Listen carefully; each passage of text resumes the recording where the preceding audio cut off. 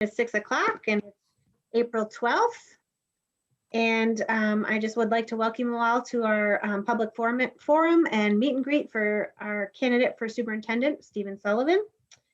Tonight's format will be question and answer. And the way that we'll do it is if you don't want to speak your question live, you can type it into the Q&A bar on your screen. If you'd like to ask your question, you can just type your name in the Q&A and then I'll call on you. And then you'll be unmuted and can ask your question. Just a reminder that this is being recorded and streamed live. And also a reminder to not ask any offensive questions.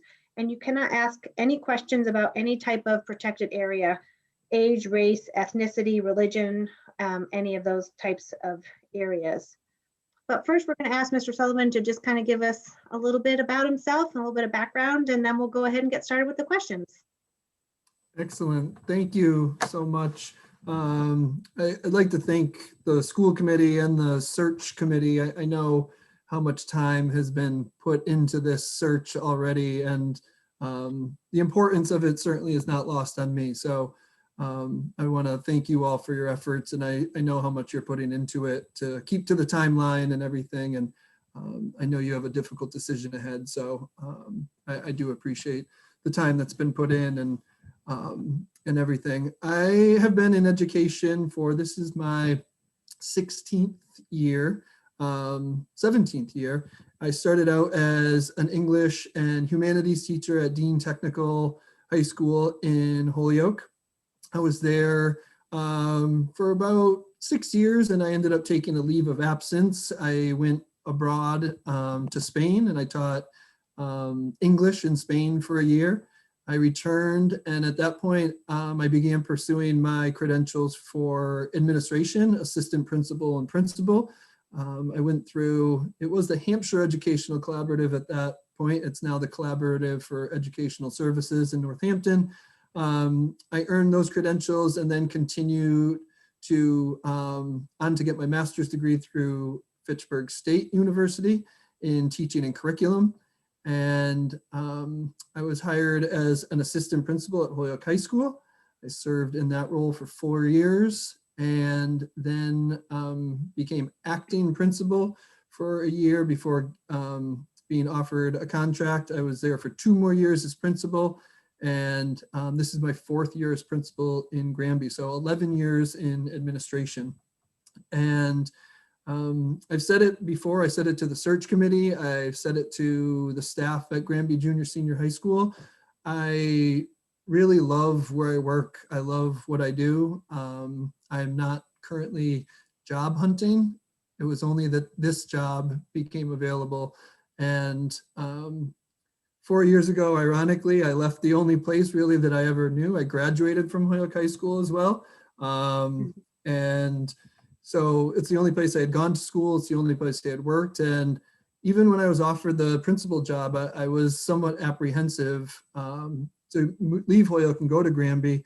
And I couldn't be happier 4 years later. The relationships that I've been able to build in this time, with parents, with community leaders, with community members, and most importantly to me, the students. I was fortunate last week, had a panel, and I had 5 alumni come back and speak with school committee members on my behalf. And it was a humbling experience that those students were willing, I mean, they're still in college or just out of college, that they were willing to come back and take time out of their schedule. And everybody who spoke on my behalf last week, I feel very fortunate to have landed where I did, and look to continue to move forward in my career in Granby. And like I said, I'm not looking anywhere else. I'm very happy where I am.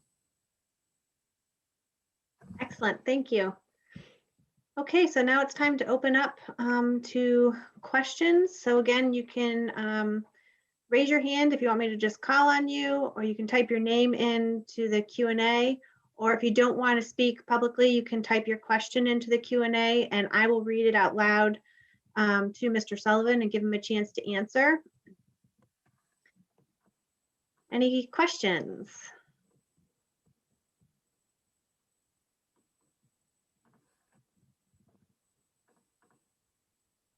Come on now. Thank you. Have a wonderful night.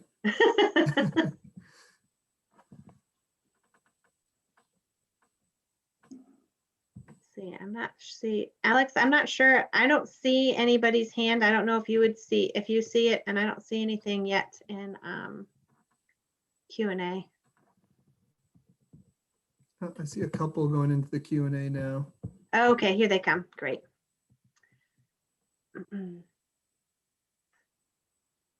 Okay, the first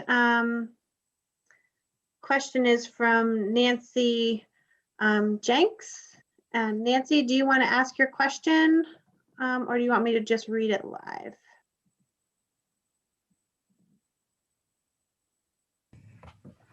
Hi, Stephen. Hi, Nancy. How are you? I'm good. So my question is where do you see the district in 5 years and in 10 years? Yeah, I see the district continuing to grow, and I don't mean just in size, although I do see opportunities for us to grow in size.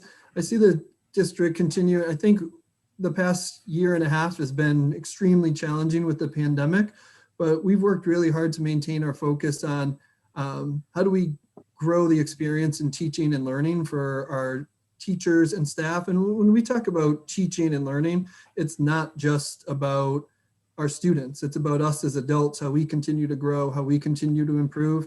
And I see the same for the district. I think there's a multitude of opportunities out there right now.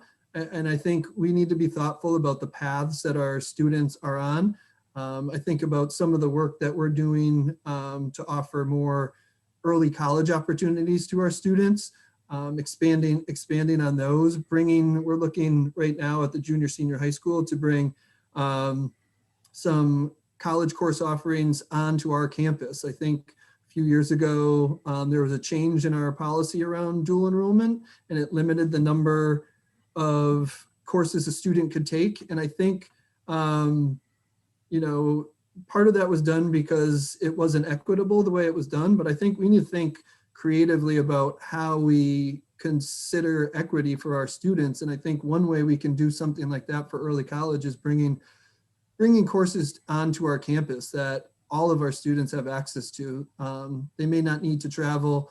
Those courses are courses that we can offer at a reduced rate or almost no rate to our students. And those are things, opportunities that we need to work on. I also think about innovative pathways for our students who might be more geared towards leaving high school and getting directly into a career.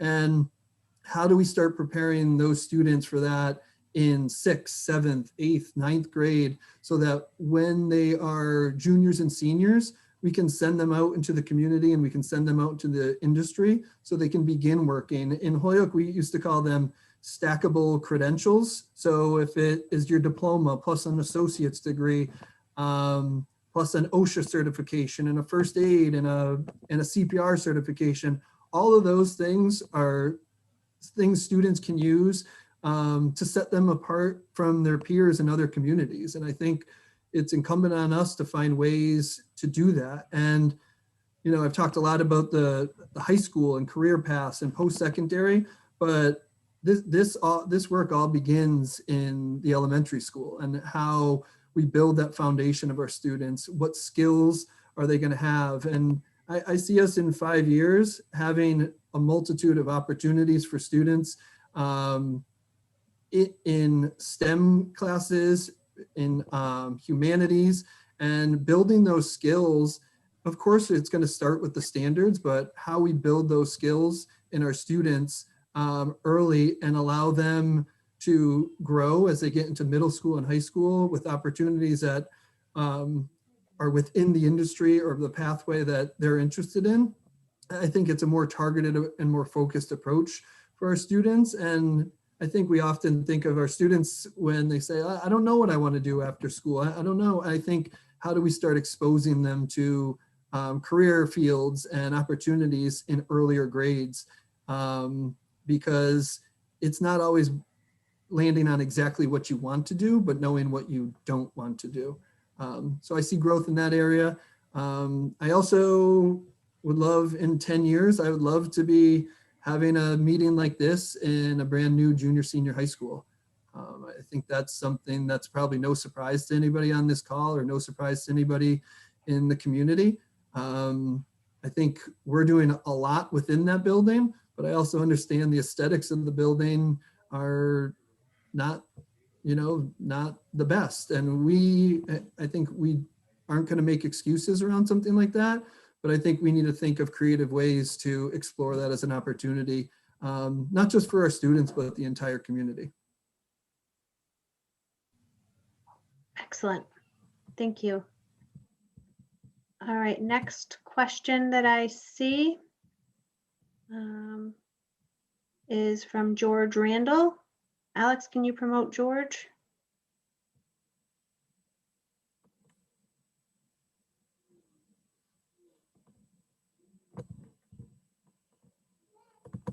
Keep going.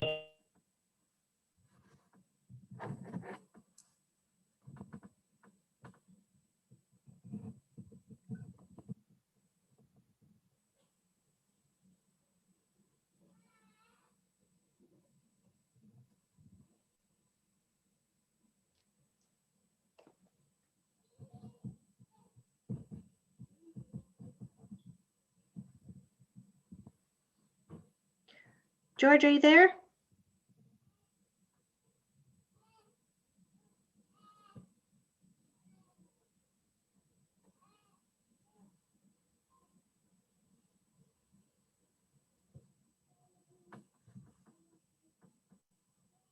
Well, I guess I'll read the question since it seems like George is not able to speak. So it says, Stephen, if chosen as the next superintendent of the Granby Public Schools, can you please address what your top 3 priorities would be, and briefly, how you'd introduce or implement these priorities? Thank you. Of course, thank you.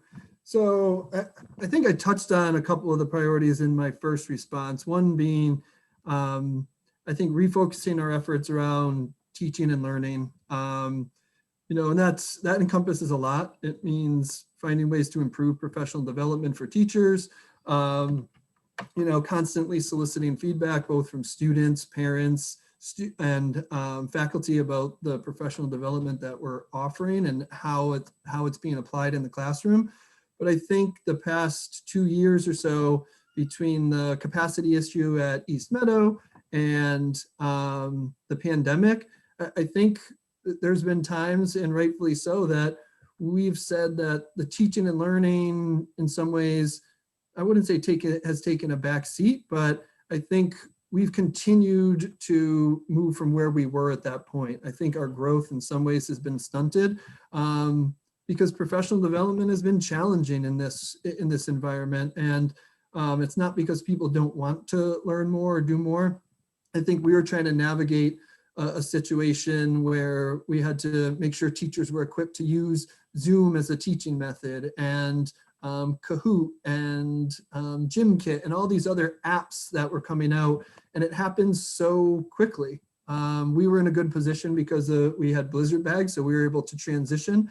But I think really identifying some teaching and learning goals as a district that allow our schools to build goals off of them, teachers to build goals from there, and I think there's a trickle-down effect. So reemphasizing that. I also mentioned a new school building, and I understand what a challenge that would be. And but I also think there's value in that for not just our students and staff, but the entire community. I also think that the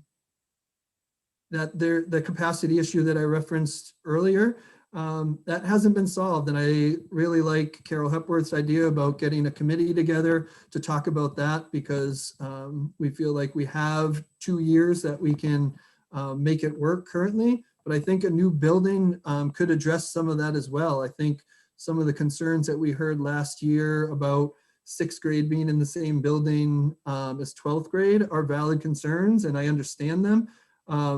But if we're able to set up what that building looks like, and parents and students and families have some input to that, there could be value in that. And we're hoping to get into the MSBA, the Mass School Building Association pipeline sooner than later, because there's some urgency around that. And Then the other thing, and I mentioned it in my first answer as well, is I think increasing college and career opportunities for our students. And I'm not just thinking juniors and seniors. I think we need to start career inventory surveys earlier, and we should be doing them often so that students have a real good idea of what an industry looks like, what some of the jobs that are available in that industry, and make some decisions as to if that's something that they want to pursue. And I think some people might have pause when hearing that, because students in 7th, 8th grade, they're so young, they change so much.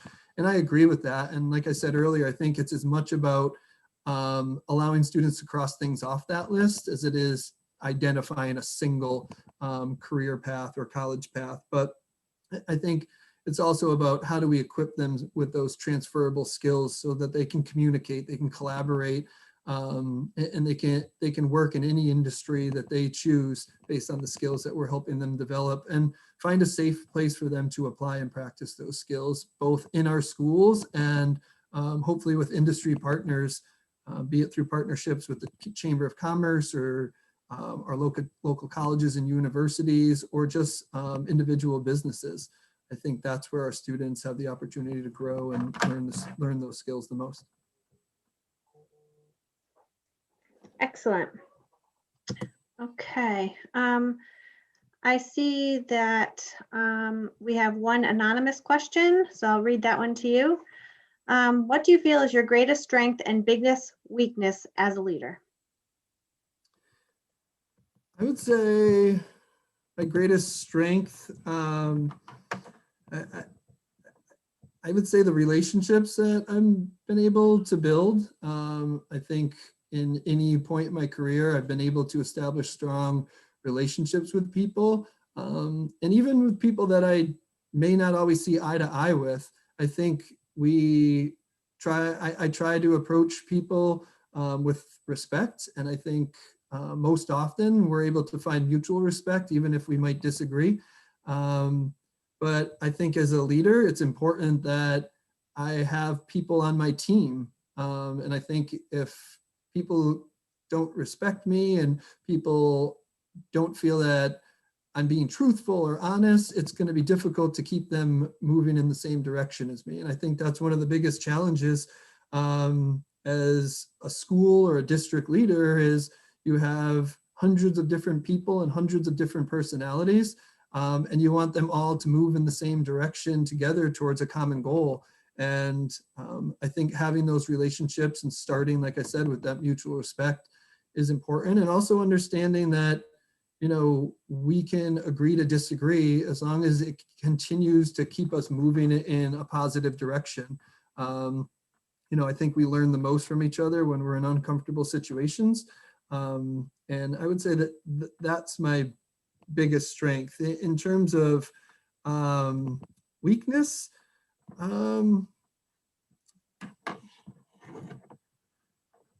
I joked with Ali last week because one thing that I struggle with last week was Assistant Principals Week. And I always tell her, it's so difficult to keep up with all these weeks, like Assistant Principals Week and Secretary's Day and Administrative Assistants Day.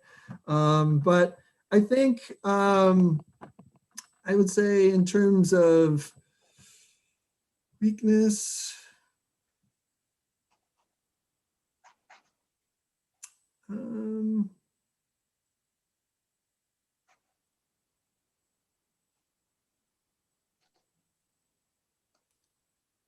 I would say sometimes it's just challenge, right? When those difficult decisions, and this kind of stems from the relationship part, one of the most difficult things is when you have to have those difficult conversations with people that you have positive relationships. And I think it's about separating that relationship from the feedback that you have to give. And I wouldn't say it's a weakness, because I've had to give that feedback and I've had to make those difficult decisions. So I wouldn't say it's a weakness, but it's a real challenge because I really work hard to establish those relationships. So when I see something in an observation that doesn't go well, or something happens in the classroom where there has to be discipline towards a staff member or anything like that. Like, you work so hard to build those relationships, and then you have the professional part of your job where you have to say, that's not acceptable here. And I think for me, helping people understand where that line is being drawn, and also saying that, yeah, we're building this relationship and we're going to have, but we have this professional relationship as well. And helping people see that. I've been in situations where people have been caught off guard because we're friendly, but it doesn't always mean that we're friends. So making sure people understand that, I think, is challenging. And like I said, I wouldn't say it's a weakness because I understand it's part of the job, but it's a challenge to make sure people are clear about both sides of that. Excellent. Alex, can you promote Megan Slozik?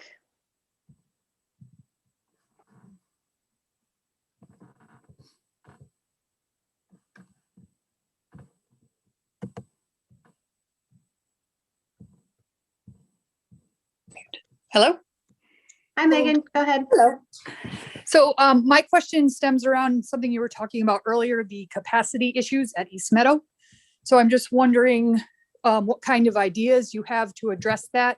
And then at the same time, all the concerns that we're having over school choice kids and how you plan to address or have ideas about either staying with the plan we have or getting more kids in, or just how you see that school choice conversation going. Thank you for the question. So to start, I think with the capacity issue, and I think it turned into a 6th grade issue. And I think the town was clear that they weren't interested in the 6th grade moving to Granby Junior Senior High School, at least in its current state.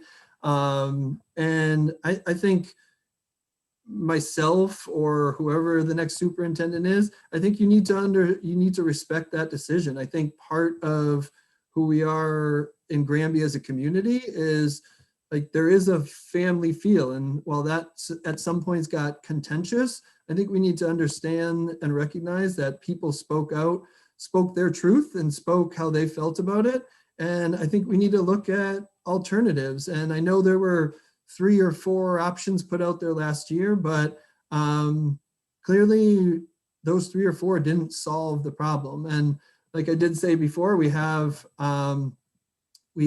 there was an idea thrown out at a meeting a few weeks ago about putting together a committee to dive into some new ideas and look at what those options might look like. I think that's a great idea. I think that's a proactive way to approach this issue and get the parent and student and staff involved from the early stages and explore what those opportunities can look like. I also think we need to be creative in our problem solving. And there's likely an idea out there that none of us have thought of that could address this problem and make everybody happy, or at least make everybody satisfied. And I think we need to be open to those creative problem solving. I know we do that at junior, senior high school in a lot of our issues, and we try hard to think outside the box often. And I think we get good results when we do, not 100% of the time, but most of the time we're able to identify sometimes a unique solution to an issue. And I think we need to take that same approach with the capacity issue. I think in terms of school choice, I think school choice is a hot topic issue in Granby.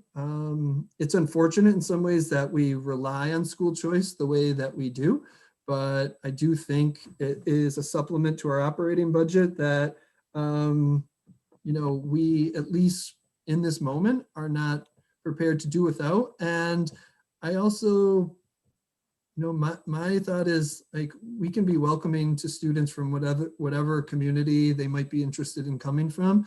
I think we have educators who are very welcoming and open to teaching the students in front of them. But of course, we need to do that in a way that is thoughtful. And, the way that school choice now is done is we're not taking seats away from Granby residents. We're supplementing those seats so that we can have fuller classrooms.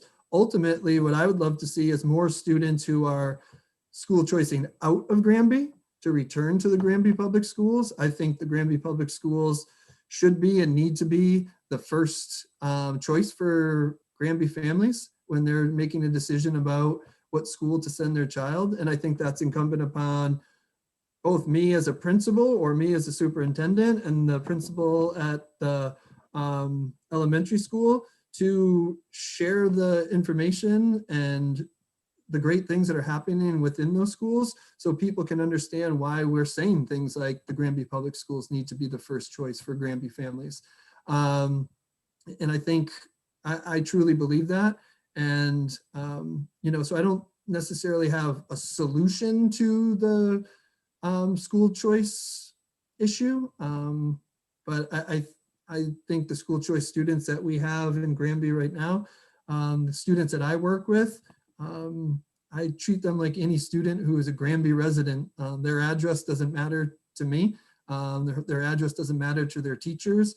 And I think they've chosen Granby for a reason because they see the good things that are happening. They see the supports that their children get at the Granby Public Schools.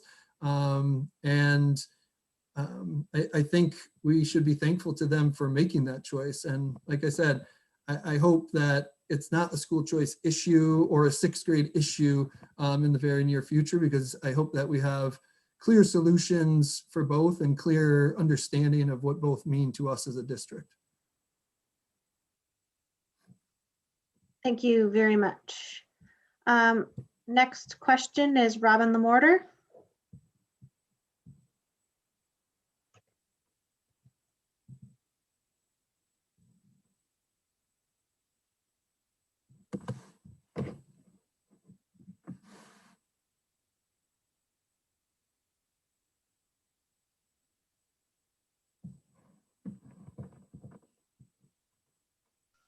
Can you hear me? We can, Robin. Yes. Thank you. Hi, Robin. good evening, Jen. Hi, Stephen. How are you? Good. My question is, we have one campus. It used to be 3 schools, West Street, East Meadow, and the high school. And they are separate entities and even have their own problems. But my question is, with one campus, how can you bring those 2 schools together?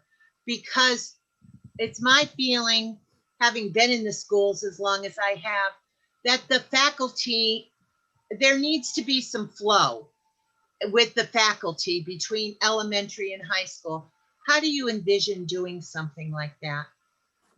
By flow, Robin, do you mean something more than communication or just more alignment between the two? Curriculum, just faculty working together, being that it's not 2 schools, that the high school people don't see themselves as high school, and East Meadow don't particularly see themselves as just East Meadow. It's Granby Public Schools. I would love to see somehow that they become united, and I work at the high school, I work in Granby. Yeah, no, I think that's a great point.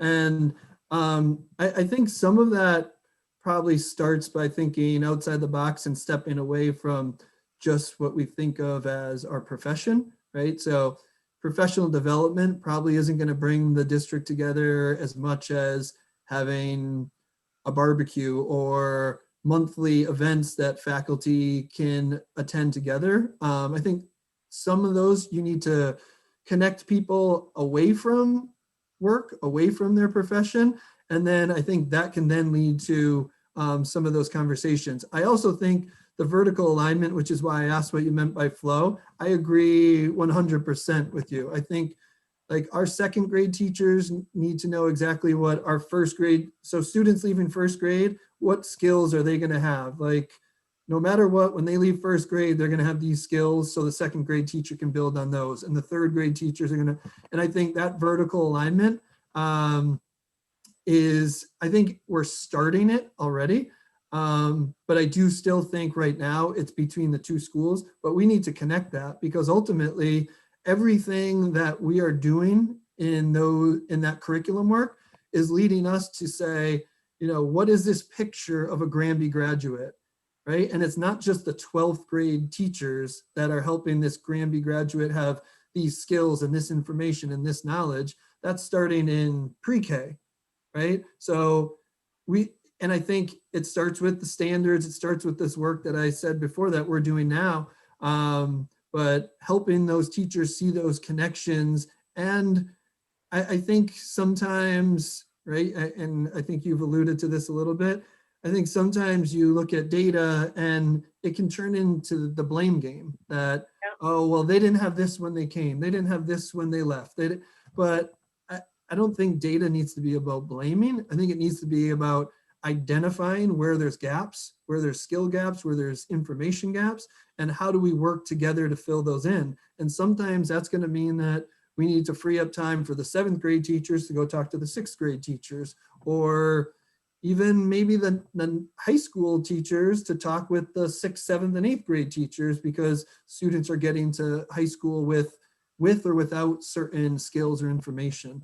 But I think like one way to like bring people together is by like having events and activities that they want to be a part of. And I think if you have events and activities that people want to be a part of, they're likely to attend those events. And then through those events, one of the common themes that people are going to have at that event is that they're colleagues, that they work in the same district, that they work for the same kids. You start making connections through the students you've had, the families you know, and I think that is an approach that that I foresee being effective, because I've heard this from other people. I've heard this from people at the high school. I've heard this from people at East Meadow.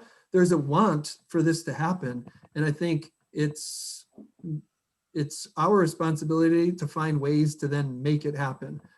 People want to attend these, people want to connect. So I think creating the opportunities for that to happen is what is most important. And I think, right, we've all heard, you know this, Robin, and with the 2 different start times, that throws us off when we want to do professional development. So if we do professional development, East Meadow is coming in 45 minutes later because their day runs later.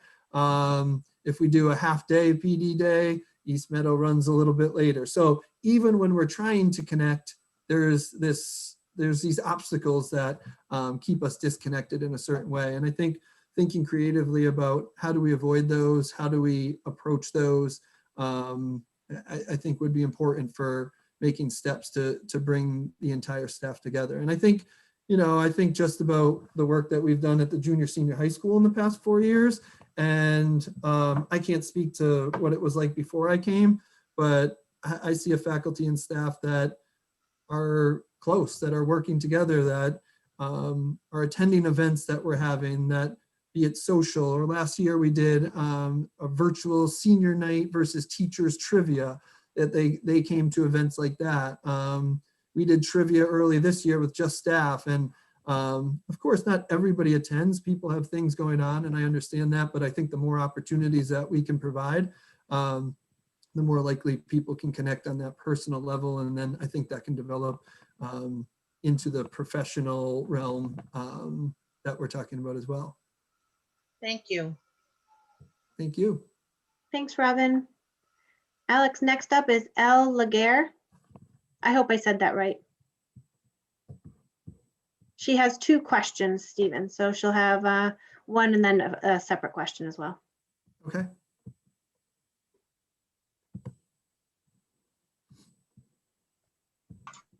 Hi, unfortunately, I can't see where I wrote my questions. Oh, okay, I can read it for you if you'd like.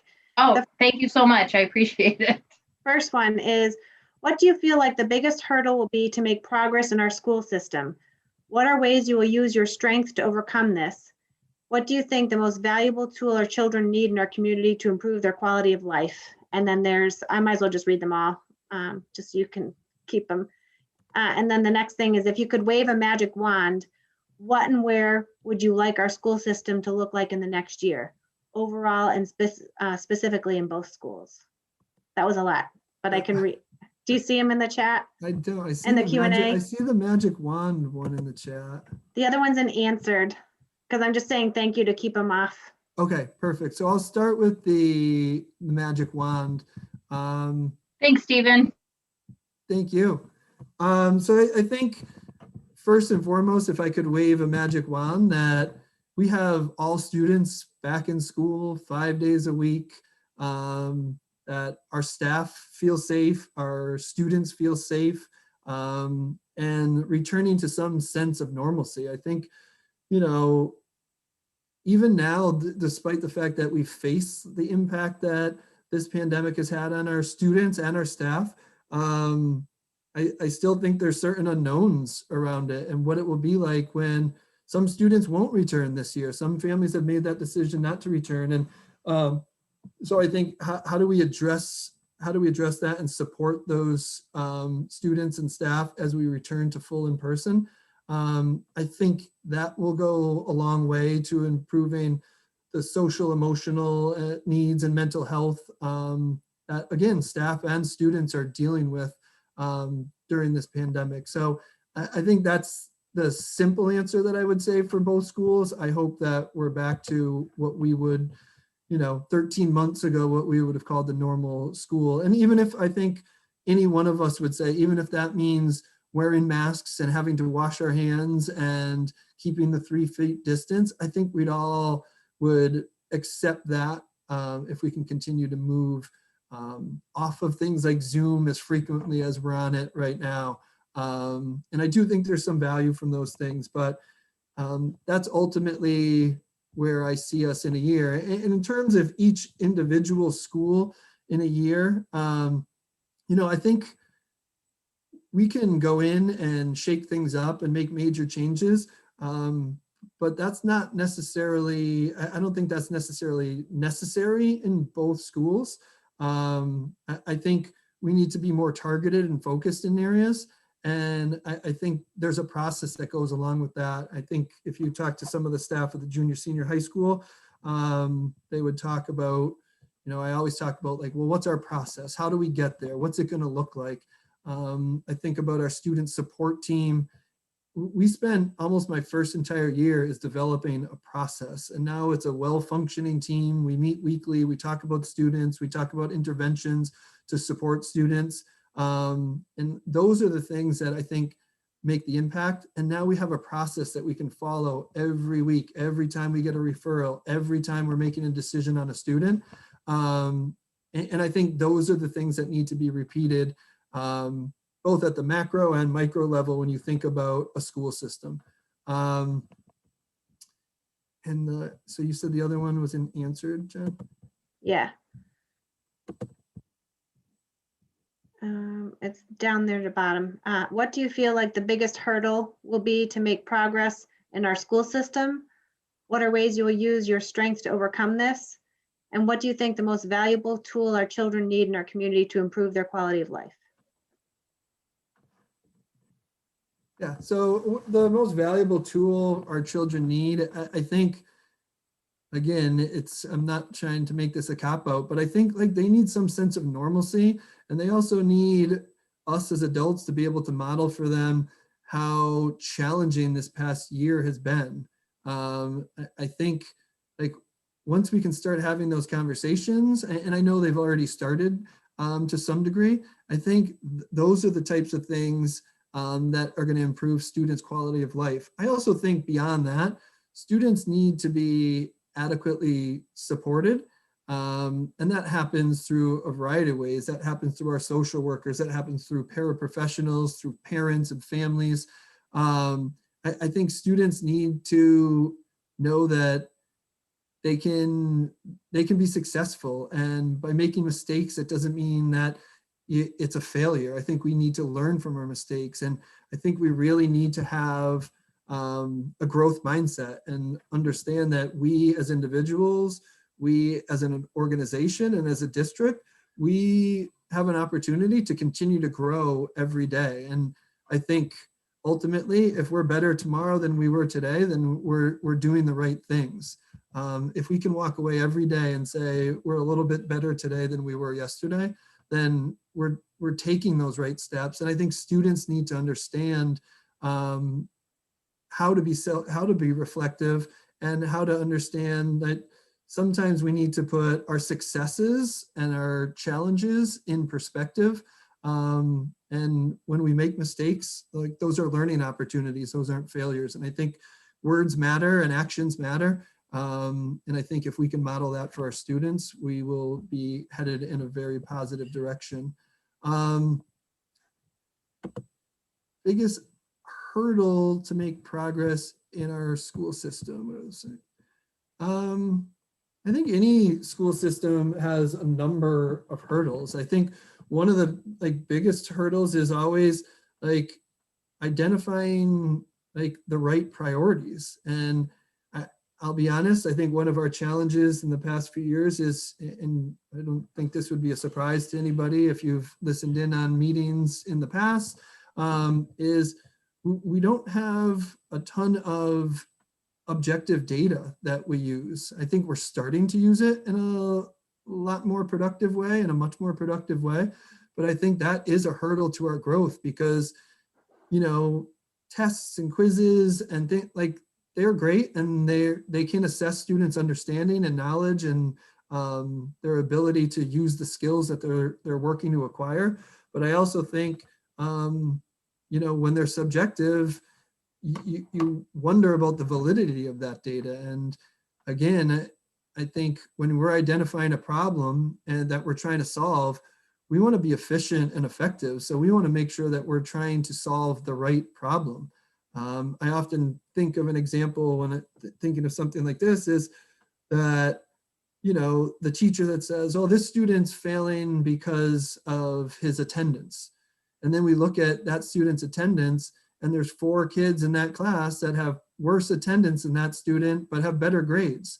So we spend all this time trying to fix this attendance problem, when attendance may not be the right problem that we're trying to solve. So I think we need to work to identify the right problems, use some more objective data to identify the problems, and then to identify solutions for those problems. I think, we also need a district full, and this isn't just about teachers. I think students, parents, community members, we need a district full of problem solvers. And we need to be open to the solutions that come to us from students and from the public. And, think about ways that, it might not work exactly how it's laid out, because maybe there's an obstacle in our way, but how do we work around that obstacle? How do we take this great idea and make it fit for what we need it for? So I think having useful data and then using that data appropriately, I think is a major hurdle for us. I bet you thought I was going to say our budget, but I'm not going to let the budget be an excuse. I think, the school committee is in a good place. I think the school committee has been incredibly supportive of the schools, and, puts themselves out there in front of finance committee, and they'll go to town meeting. And I'm confident that the school committee will continue to ask and request what it takes to run schools properly. And none of us are going to say that it's not expensive to do that. We understand that, but I think we would all agree that it can be done in a productive way. And I also don't think there's any good in us using the budget as an excuse. I think there's ways that we can work around those things, and some of it might be creative, some of it might need to be more strategic. But I think those are challenges that we can overcome. Excellent. Thank you. The next question, I can't see what it is, but it's Seamus. Can you promote him, please, Alex? I apologize, I didn't get that. Who we're bringing in? Natalie.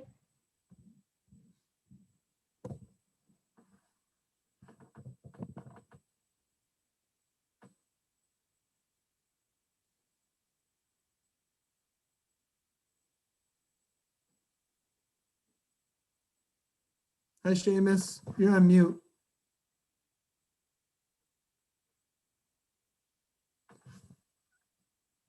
You're on mute, Seamus.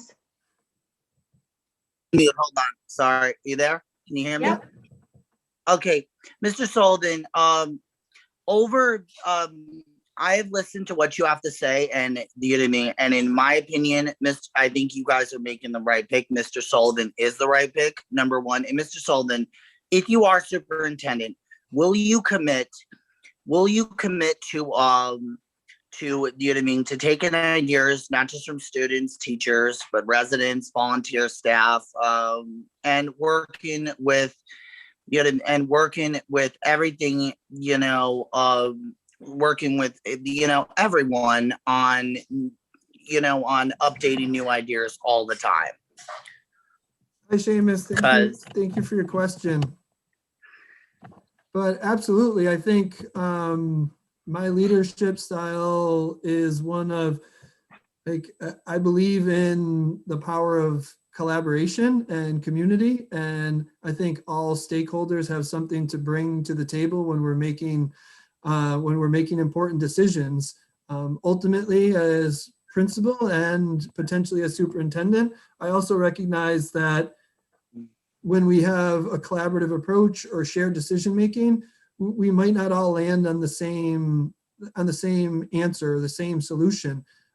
So there's times where a decision needs to be made. Of course, it's helpful if you have consensus. I also think if you're looking at a problem and you have 50-50, it's split right down the middle, then we probably haven't thought of every potential solution at that point. But I think, I believe wholeheartedly in, like, the power of collaboration and shared decision making. And I also understand in my current role and potentially as superintendent, decisions need to be made. Some of them will be popular and some of them will be less so. But I think, people will understand that I'm doing the best that I can to make decisions in the best interest of our students, our school, and the community as a whole. Mr. Sullivan, you have my 100% support as superintendent. I want to let you know right now, and I would suggest everybody on the school committee hire Mr. Sullivan ASAP. ASAP. That is just, Mr. Sullivan has done a fantastic job over the last 4 years. He knows what he's doing. He knows his stuff. And he knows how to bring new ideas to the table, knows how to be strategic. I think it would be very good. Jen, Stephanie, Audrey, other members of the school committee, I would suggest hire them ASAP. 100% hire Mr. Sullivan. Thank you, Seamus. Thank you. You're welcome, Jen. Thank you, Seamus. Have a good night. You too. Let me get Okay. off. Hold on. Next is Gabe.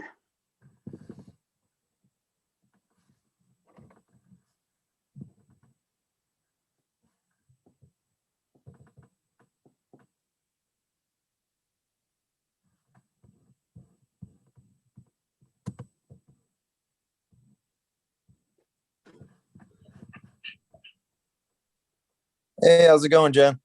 Good. How are you, Gabe? Good. Thanks. Mine will be quick and short. Just you want me to go ahead and ask it, or? Yeah, go ahead and ask the question. Okay. Yeah, just what does the future hold for GHS? Like, what's your thoughts on GHS? Because there's been a lot of talk about, in the future, do we keep it and improve it, or do we move on from it and, knock it down, build new, like at East Meadow, somewhat. So, it doesn't matter what I think. I mean, it'll go to a town vote, but just wondering what your thoughts are on, can there be improvements made to the GHS? And that's pretty much it. Just, Gabe, to make sure I understand, you mean as the physical structure? Yeah, when I went there, it was called GHS. I think you have more letters abbreviated on it now, but the high school is, West Street's dead and gone. The new topic now is the high school. It's all about the high school, which is your school, actually. So, what do you foresee the future? I mean, it all depends on the town payer, in the town residents vote. But if they vote a new school down, which I do think will happen, what do you foresee? Like, how can we improve the high school? Because my kids will be surely attending there like I did. Great, So thank you. I have interest in it. Yeah. Of course, yeah, and I think I just wanted to make sure you meant the physical structure, not like the students in it, but appreciate the clarification. No, just the structure of it, because from what I've seen, little to no money has been put in, but I could be totally wrong, because again, my kids don't attend it, so I don't go there often, but I've heard of things through meetings that, especially with COVID, you guys have done quite a bit, with air circulation, I think, and I know there was a new roof put on, but past those things, I'm thinking about what's coming is what I'm thinking about. Like, what's the future hold, do you think? Yeah, I'm as curious as you. My vision would be some significant upgrades. So, and I, like you said, I don't know that means a knock it down, build it back up. If that means a renovation, if that means kind of a hybrid like they did at East Meadow. I don't know exactly what that means, but I think, whoever the next superintendent is, I think like that's going to be has to be one of the top priorities. Yeah. And, I think the town has shown a willingness, like you said, they put $1.3 million into a new roof. Granby Energy Committee has been working closely with a company called Solar Block, that they're looking to be Granby to be a showcase school that would replace some of our exterior with solar blocks. Basically, there's solar panels that are built on bricks, and so they've been looking at that. So the town is certainly seems like they're open to some options. We're going to work to get into the pipeline for the Mass School Building Association. It just actually, we anticipate it's going to open in the next week or so. And we're going to get a statement of interest in this year. It closes in June. And that would at least get us in the pipeline and see what MSBA would do might be able to do in terms of funding. They could fund anywhere up to 30 to 50%, depending on the district. And I know they offset a lot of the cost through East Meadow as well. And so I think we need to explore that. I also think, the timing might be right because there's some stimulus money that's going into towns and municipalities for exactly these types of things. In my current position or potentially a superintendent, I'm certainly not the final decision maker as to where that money would go. But my job would be to advocate for the schools in my department. And that doesn't mean that it needs to be done at the sacrifice of other town departments or anything like that. But I think we need to think again creatively about how we might approach that. And I also think, to your point earlier, Gabe, you're going to have children coming through that building. I think we've seen in the past year plus, there are plenty of committed community members and parents, especially at East Meadow, who I think a potential new school might impact more than, say a parent of a senior who's going to graduate in, a month and a half. So I think we need to tap into that and say do some research and figure out what are ways that this could be funded. What are ways that we could fund these things without being a burden to the taxpayers of the town? I know that the tax rate is high, and so how can we be creative about planning this out and still being fiscally responsible to the taxpayers in town? And I think some of it is going to be creativity and some of it's going to be strategic. I want to be collaborative with the town. I have a great relationship, I think, with the police department, with the fire department. The town treasurer and I have worked together on the roof project. So I have some really strong relationships around town, and that alone doesn't mean we're going to be able to move a school building project through. But I think I'm hoping that we can find a willingness to work together and a willingness to be creative and figure out a way to make it happen. Yeah. Well, great answer. And, good luck. I hope you get the position, and thank you for hearing me out. Thank you. All right. Take care. Have a good night. You too. Take care. Yep. So I see one more question in the chat, and then Chief Wishart has something that he would like to stay at the end. So last question I see at this point is an anonymous one. And it says, can you comment regarding the current financial condition of the district and your ideas to improve it going forward? Yeah, I think it's a loaded question, but I think we have to look at it in two ways. So right now, we just endured one of the most challenging school years that I hope any of us, both be it as a parent, as a school teacher, administrator, student, that will ever have to go through. Some silver lining through that is there has been an increase in some stimulus money that is aimed at the schools and to municipalities to help schools. So I think currently in our current fiscal year, we're in a good position. And I think while we have realized some savings, it's probably not as significant as some might think. But I think planning ahead, it's no secret that there's challenges that are going to be ahead for schools and districts, and there's a deficit that we're going to have to think creatively about how we approach it. And to be honest, that isn't much different than it's been in past years. But I also said earlier that I know Adam Tarquini, the Director of Finance and Operations, has said it too.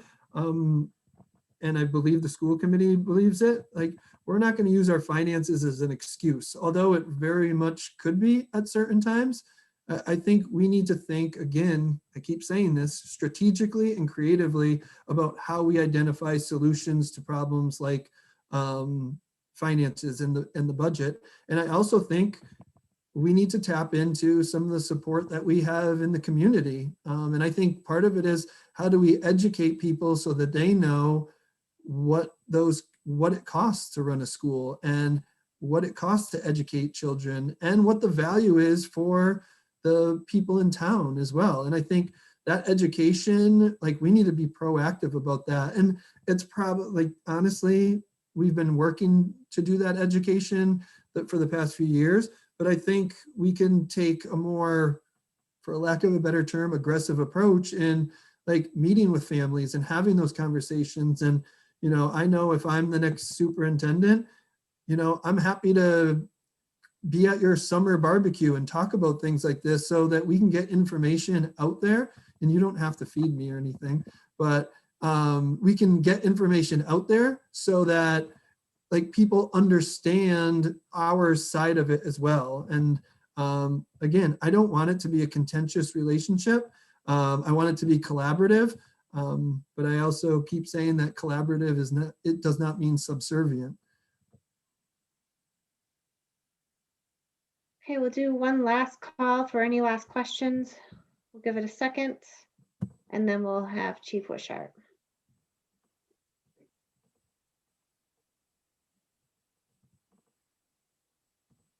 All right, Alex, can you promote Chief Wishart, please?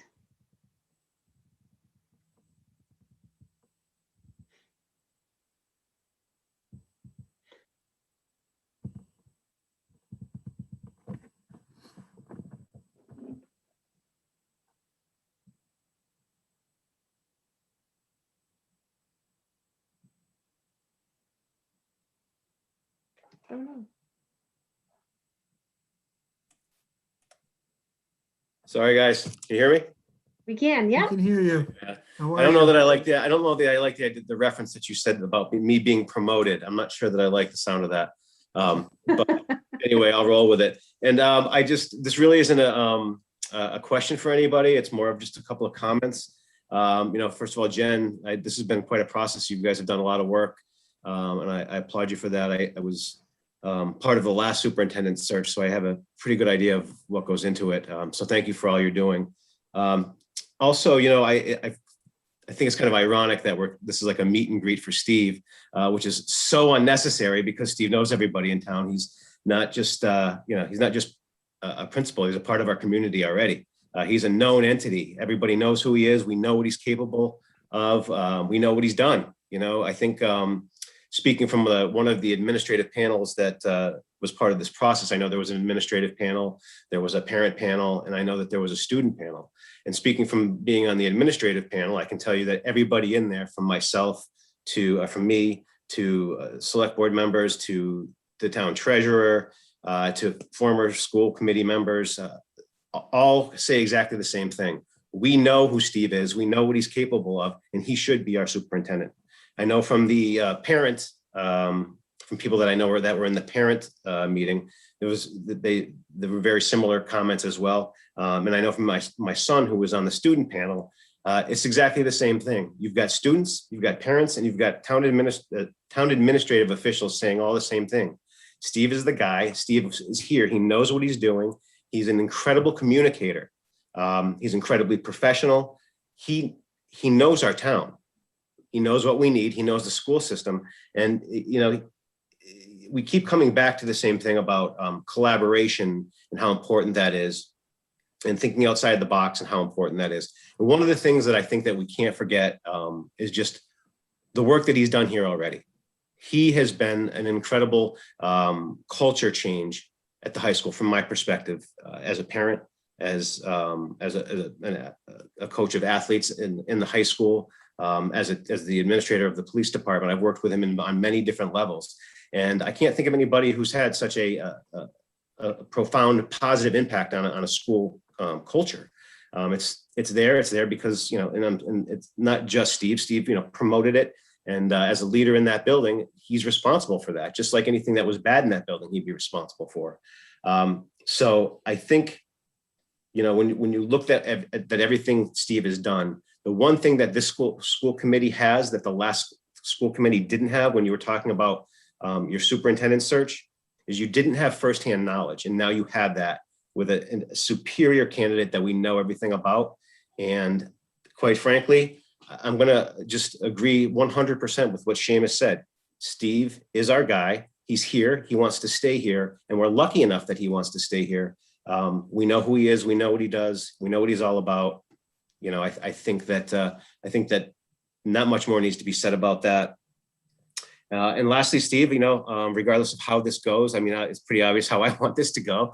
But regardless of how this goes, you know, thank you for all the work that you've done in our community, with our kids, with our school.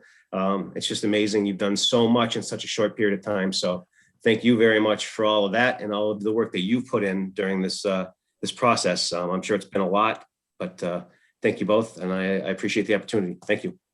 Thank you so much. I really appreciate it.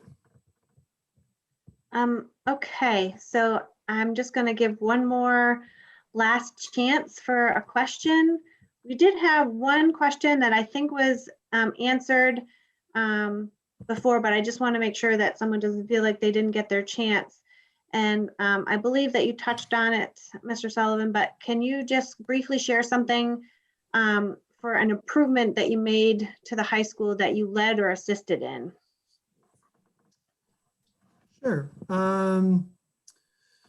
So I talked a little bit about the student support team, the screening committee. I talked about last year's graduation, so I want to use something different.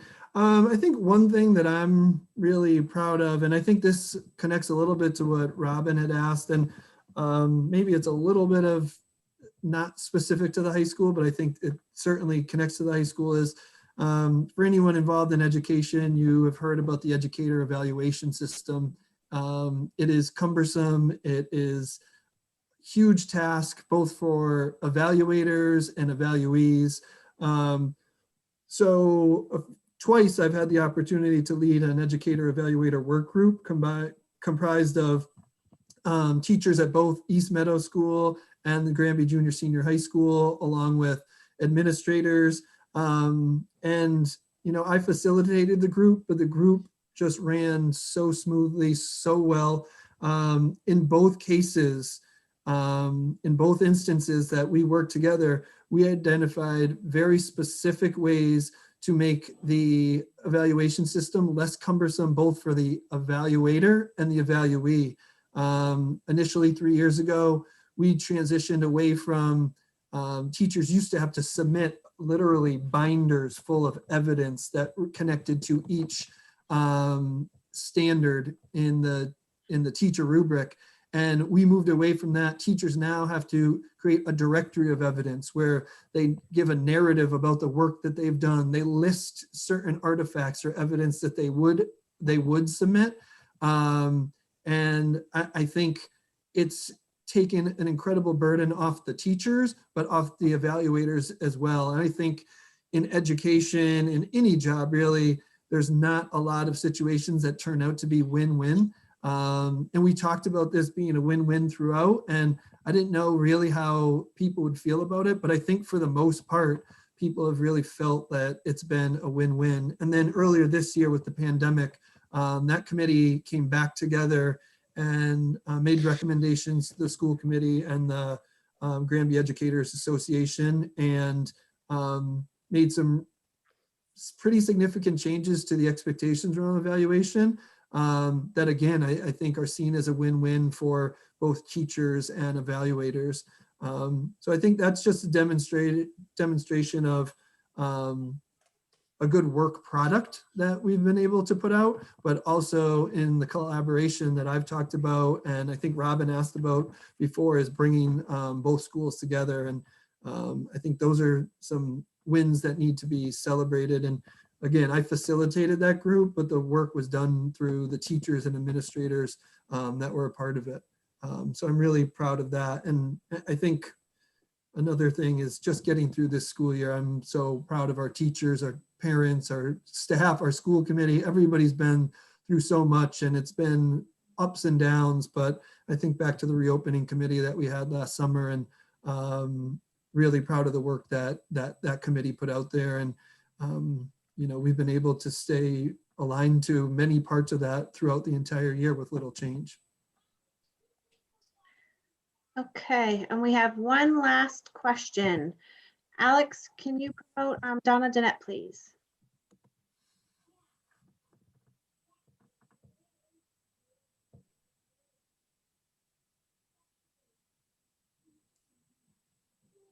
Hi, Steve. Hi, Jen. Donna.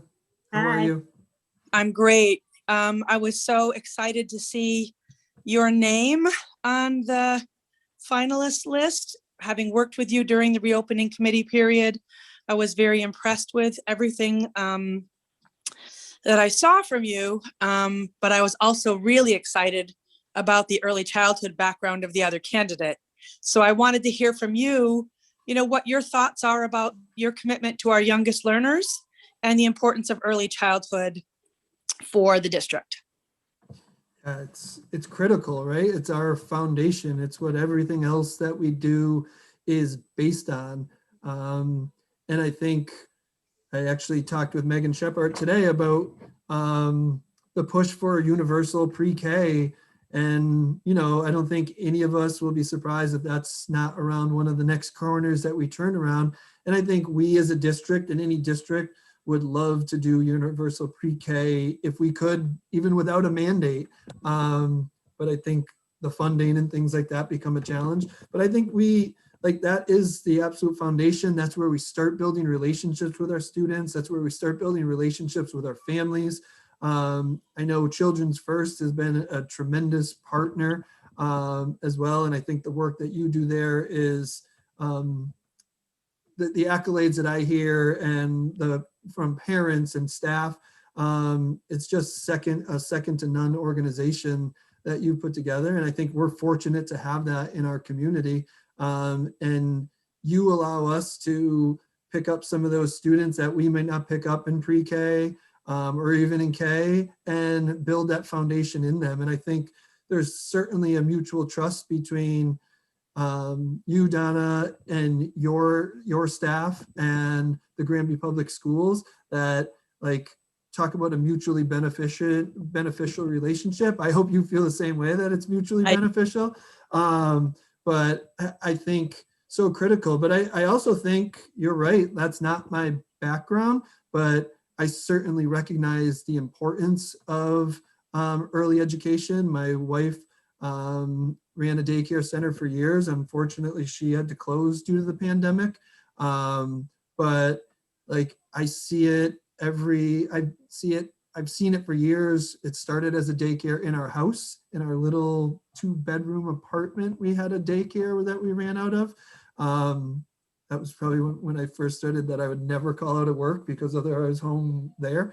But, you know, the work that early educators put in, and I often think, my wife will often say, like, how do you deal with high school kids? And I'm like, how do you deal with the young kids all the time? And it's just so critical. And the growth is amazing to watch. I see it in my own kids, and certainly saw it in the daycare for years. And it's an area where, you know, I see opportunities for us to continue to grow in Granby. And I think, again, I keep saying it, strategically and creatively, how do we continue to build on our successes and our strengths, and ensure that they far outweigh our challenges and any weakness that we might have.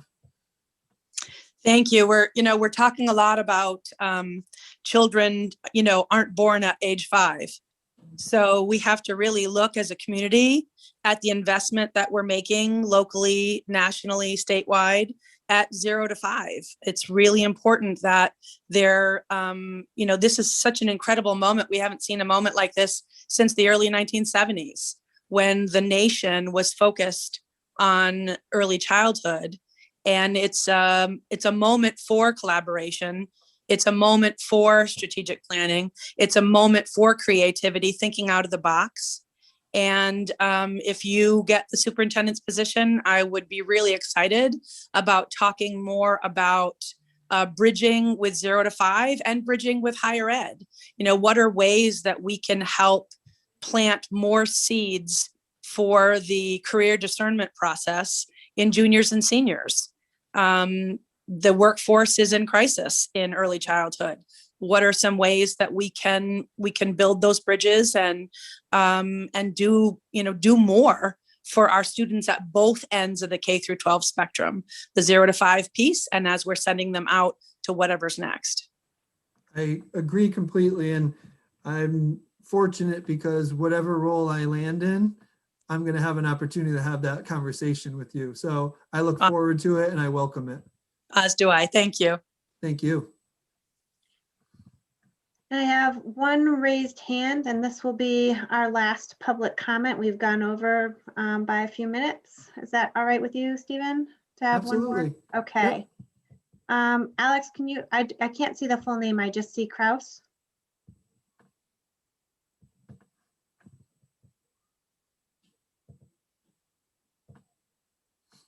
And when you come on, if you could just identify yourself, first and last name, please.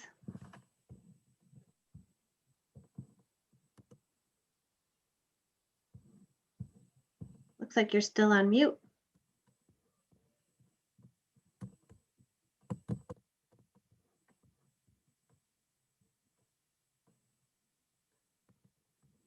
Jen, I see something that Stephanie posted in the Q&A. Can everyone see that? I'm not sure, but I'm going to talk about it, and Alex is going to send it out as well, I believe. So we'll make sure to mention that. Thank you. So for the record, no one of the attendees can see the Q&A. Only the panelists can. Okay. Some people were telling me that they could see it at the beginning, so I'm not sure about that. Can you get Kraus to on? Oh, I can.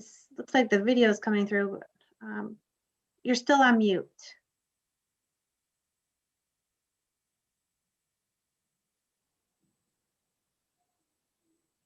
Alex, can you help him unmute? Or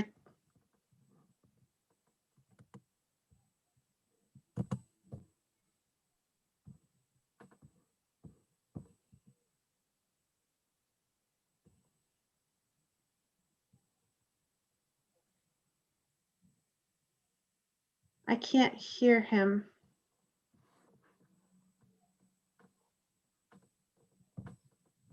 Hold on, we're working on it. We still can't hear you.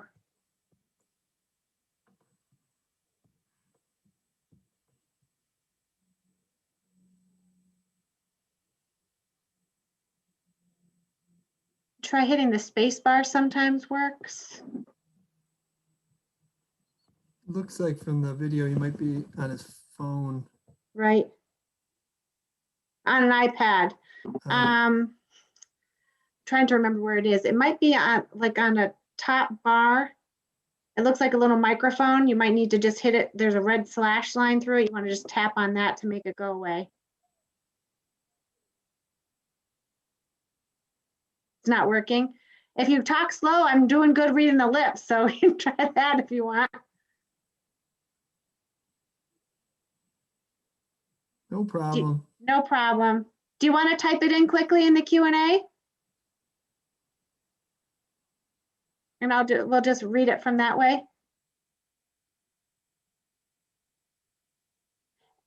And I am hearing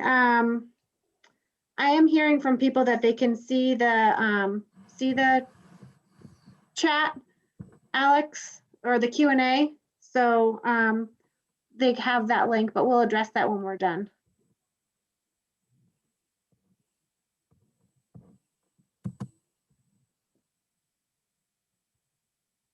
It looks like he's typing.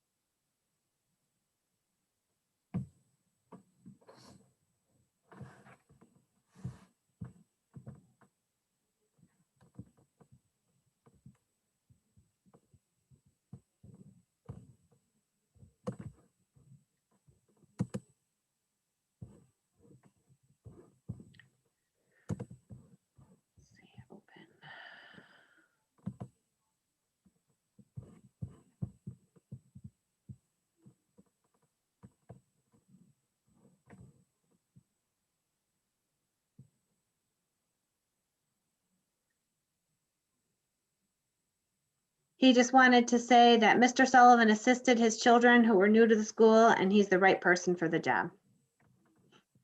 Well, I'm certainly glad we waited for that. Thank you very much. Mr. Kraus. Thank you. Okay, everybody, thank you very much for joining us tonight. For those of you that can see the Q&A, Stephanie did post, there's a link for a Survey Monkey. We really would appreciate your feedback on how you think that this went and just feedback in general about Mr. Sullivan. And then I think Alex will also be posting this to the GCAM, either the GCAM or the Facebook page. I'm not sure which. And it's also on the Granby Public Schools website. And the feedback for Mr. Sullivan will be open for 24 hours. And we will be doing this again tomorrow night with our other candidate, Dr. Binya. So we hope that we see you all again tomorrow. And thank you, Mr. Sullivan, so much for your time. We really appreciate it. It's been great getting to see you interact with our district. Thank you. And I appreciate everybody who logged in tonight. Thank you so much for the opportunity and for the time again. Okay, I think that's it. Thanks, everybody.